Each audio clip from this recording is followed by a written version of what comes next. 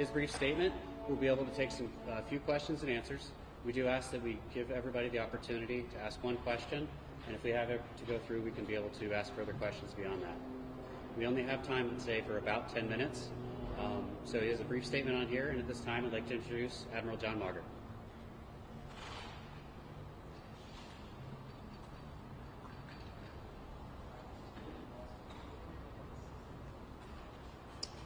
Good afternoon, everyone. I'm Rear Admiral John Mauger. I'm the commander of the 1st Coast Guard District here in Boston, Massachusetts.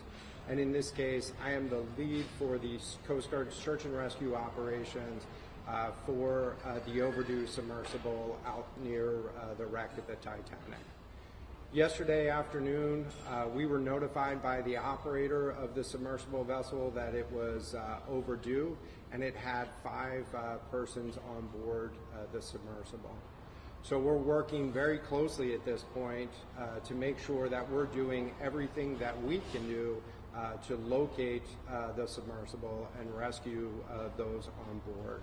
Our thoughts are with the crew members and the families of those on board the submersible at this time, and we are doing everything that we can do to make sure that we can locate and rescue those on board. So after receiving the call, we reached out to the vessel Polar Prince and began a surface search looking for the submersible. At the same time, we launched a C-130 aircraft to conduct an aerial search, both visual and radar, of the scene. We've subsequently coordinated with the Canadian Coast Guard and Canadian Armed Forces to deploy additional assets to the scene. The Canadians have had a C-130 aircraft searching as well, in addition to also having a P-8 submarine search aircraft deploy as well, and put sonar buoys in the water in attempt to listen. The location of the search is approximately 900 miles east of Cape Cod in a water depth of roughly 13,000 feet. It is a remote area, and it is a challenge to conduct a search in that remote area, but we are deploying all available assets to make sure that we can locate the craft and rescue the people on board. Going into this evening, we will continue to fly aircraft and move additional vessels into the area. In this remote part of our search and rescue responsibility, oftentimes we rely on commercial operators to be the first vessels on scene, and so we've been in touch with additional commercial vessels that are operating in the area, as well as initiating the movement of additional Canadian Coast Guard assets and U.S. Coast Guard surface asset into the area over the course of the next couple of days. Adding to the complexity of this case is the fact that this was a submersible vessel, and so we need to make sure that we're looking both on the surface for the vessel if it had surfaced back to the water, but it somehow lost communications with the vessel, and that's what the aircraft and the surface search vessel is allowing us to do right now. But we're also having to search in the water column, and we're doing that right now with the use of sonar buoys and sonar on the ship that's out there to listen for any sounds that we can detect in the water column. Over the course of the next couple days, we anticipate adding additional capability to conduct additional search in the water as those commercial assets arrive on scene. Again, our thoughts are with the families and the crew members on board the submersible, and we're working very closely with all U.S. and international partners to provide any capability that we can provide to search for the overdue vessel and rescue the crew members on board. At this point, we'll take questions. There are reports that the submarine may be trapped in wreckage of the Titanic. Is this even possible? If that were the case, how much oxygen will these people on board have?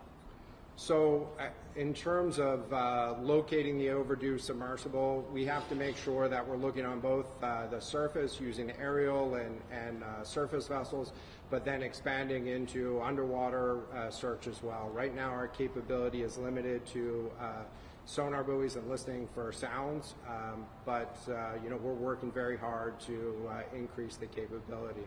We understand from the operator of the vessel that the vessel was designed with a 96-hour sustainment capability if there was an emergency on board.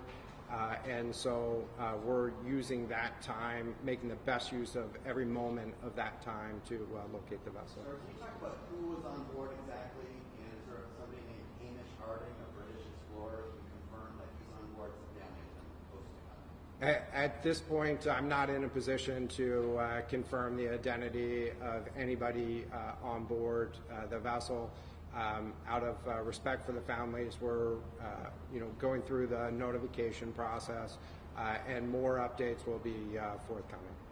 Sorry, I may be jumping to something here, but it seems like that vessel is indeed sitting on the bottom. You have a 96-hour window to reach it. This is a race to get some sort of rescue vehicle down to it. Am I correct about that? That's absolutely part of the overall planning for this search case. Right now we're focused on locating the vessel, but at the same time, if we find this vessel in the water, then we will have to effect some sort of rescue or coordinating, reaching out to different partners within the U.S. Navy, within the Canadian Armed Forces, and within private industry to understand what underwater rescue capability might be available. Are there any vessels on the way there that could do that? We could get down there? So at this moment, we're focused on the search and understanding the capabilities of the vessels that are deploying to the scene. And what did your sonar measure as deep as 13,000 feet? So the sonar capabilities within the sonar buoys and within the hull of the commercial vessel that is out there operating on site, those aren't Coast Guard sonars, they are capable of listening to a depth of 13,000 feet, as I understand it. On some of the numbers here, you mentioned that there were 96 hours of oxygen. How much of the 96 hours do you believe may be taken if they are submerged? And also, what is the square mileage of your search right now? So in terms of the square mileage of the search, I don't have that number right at this moment, but it includes both a surface area that we're looking at and a subsurface area. And so we'll get you the exact number for the square mileage of the search. In terms of the hours, we understood that that was 96 hours of rescue or emergency capability from the operator, and so we anticipate that there's somewhere between 70 to the full 96 hours available at this point. Do you believe that the sub could be in a location near the Titanic? And if so, what are some of the challenges with sonar and a debris field that the Titanic had to produce? So it's certainly the purpose of the submarine was to, as I understand, the purpose of the submersible was to provide opportunity to visit the wreck site and explore the wreck site. So that's a possibility. Again, right now our focus is getting on as much capability into the area as we can and understanding that full capability of those assets that are being deployed. Our aerial assets that are being deployed have the capability to do both visual and radar searches, and the Canadians' asset had the ability to drop sonar buoys and listen, and so we're using all that information to improve our search capability. And if you release that on the field, what does that look like as far as training and safety challenges, et cetera? So We're working through that right now, but what we're really focused on at the moment is really locating the vessel, which could either be in the surface or subsurface. And so we're bringing in technical expertise to understand both the dynamics of underwater search and underwater rescue operations. Hi there. So there'll be a lot of families watching this and will be hoping that the loved one will that home. How hopeful are you? So as search and rescue professionals, we work very, very hard, and our crews take this personally. Our first thoughts are with the crew members and the families of those on board. And so we want to make sure that we have done absolutely everything that we can do to locate their family members and bring them home safe. And so they're first and foremost in our thoughts every moment of this search operation. Sir, how common are these threats to the Titanic in general, and how dangerous are they even without an emergency taking place? I don't have any details on how often folks visit the wreck site there at Titanic, nor any specific comments on the dangers involved. Certainly, every time ships go to sea, they encounter hazards and dangers, and so having properly prepared vessels, properly prepared crew members, and making sure that you practice emergency procedures, good practical advice for anybody that goes to sea. What's happening specifically with the families of those people involved right now? Are you in contact with them? Is there a staging area for them? What's happening? So at this point, I'm not going to discuss any information about the families and communications with the families, and so we'll provide that with future updates. Any idea on the number of personnel searching? Is it dozens, hundreds? So the Coast Guard has two C-130 aircraft. In addition to the command team that's working here, we have two C-130 aircraft deployed. The Canadians have a C-130 aircraft and a P-8 aircraft. We also have access to and will launch this evening a C-130 aircraft from the New York National Guard to make sure that we have sufficient air assets up there. On the surface, we have the commercial operator that's been on site, and we're bringing additional surface search assets into play, which will also bring in some subsurface search capability. So are the 5 Last people question, on board, please. How many are like company employees? How many are people who have paid to be on? I understand from the operator that there was one pilot or submersible commander operator on board, and that there were 4 mission specialists on board is the term that the operator uses for them. So five total. You have to ask the operator what that means. What we're focused on is finding those 5 people. Thank you very much for your time. Thank you for coming today. This does conclude this portion of the briefing. I can stay behind just to take any other questions down, and we can get back to you at a later time, and we'll be able to connect directly with you. I know you had a question about the square mileage area. Do you have a cargo fee? Okay. Would there be any additional questions? Do you have any idea, 96 hours, if we're talking Sunday morning, is that when went missing? That's when the clock started, right? Sunday morning?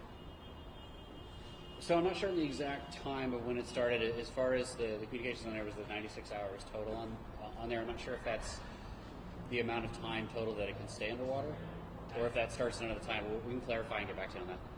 Yeah, I guess what we're getting at is halfway into that time. Right. Reach the point, or is that something they estimated as now going forward? It seems to me like it probably started Sunday morning. Right. When did that clock start for the 96 hours? Sir, this is a very specific question. Yeah. Do you know if this submersible had anything that would allow it to stay float on the surface under the emergency? Yeah, no, we don't have any information on the specifics of how the submersible is set up or for any kind of emergency. As far as we know, we don't have any of that. We don't know that yet. We do know that the aircraft that we have on scene that are search an area can search a large area within that period of time over assets. So if they're on the surface, we'd be able to see them with the crews. So do you know if the mission specialists, the people who may have made it on this submersible, have any training to prepare them in the event of something like this happening? You mean for the persons on the submarine itself? I don't know. I don't know what the experience level of them is. Is there any sense at all whether the vessel's been damaged in any way? You guys know that yet? Or? No, we don't have any indication, anything like that. It's only just that the communication had been lost. We know the last communication that the company had like that. Not specifically like necessarily what was said on there, but it was about an hour and 45 minutes into their dive. An hour and 45 minutes. Was the last communication, the last recorded communication that they had. I don't have specifics on if it was stopped suddenly or if it was just a check-in period of time that just didn't. Been on Sunday or that was Saturday? I believe that was Sunday. 'Cause I think the dive started on Sunday. I believe. But do we know why they lost communication? Do we know why this happened? Robert, what's the weather like there now? I believe seas right now are 3 to 6 feet with low visibility with fog. Is Not what high seas, but low visibility. 3 to 6 foot seas, yeah. 3 to 6 foot considered. For that far offshore is fairly normal. I mean, it does get much higher than that during storms. Will there be more updates here? Or More than likely it will. I think just to keep this as kind of a central location, if we moved it down to the base, it would be much more difficult for you guys to get on. So if we do more briefings, we'd likely probably put it here. And next time we'll have more advanced notice from when we did this. We just wanted to make sure we got something out as soon as we could today, so we could try to meet that. But we'll send out more updates on the site, plus also Twitter, to keep not only updating information, but also the next briefing, which likely won't be till tomorrow. Good. Thank you.